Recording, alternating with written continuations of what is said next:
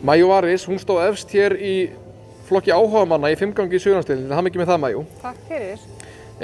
Það þessi, við byrjum bara á því hrossu sem þú varst á, heitir Eva frá Reykjadal. Já. Hvað geturðu sagt mér um hana? Hvernig hross þetta? Hún bara mjög skemmtileg hross og ég þekki hana ekki mikið.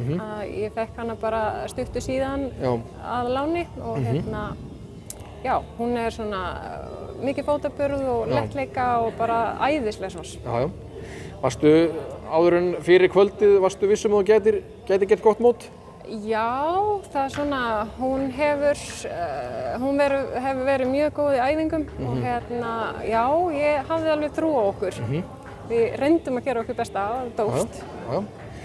Hvernig finnst þér að taka þátt í 5 gangi inn í höll? Þetta nú ekkert auðvelt í framkvæmd. Varstu kvíðin fyrir kvöldinu? Já, ég var aðeins kvíðin. Ég hef ekki keppt í 5 gangi í mjög langa tíma, þannig að þetta var mjög gaman. En erfitt líka. En þá reynir á að vera með gott hross líka? Já, það alveg rétt.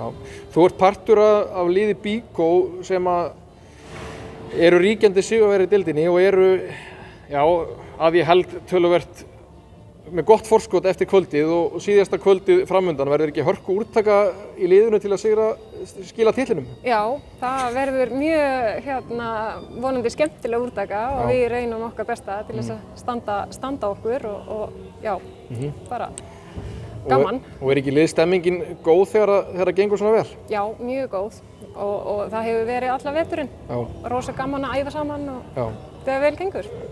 Það er Tölt og Skeið sem næst. Ertu búin að ákveða hvað þú mætir með úrtöku hjá liðinu? Nei, ég þarf eitthvað að fara í dótakassan heima og skoða hvað er til. Maju, hvernig ætlar að fagna þessu sigri? Ég held að ég ætla bara fara heim og bara fara að leggja mig og hvíla mig og Vakna morgun og þjálfa hesta og hafa gaman? Já, nákvæmlega. Takk fyrir þetta, Maju, innilega til hamingju með sigurinn. Ég sé þig á síðasta mótinu. Já, takk sömuleiðis.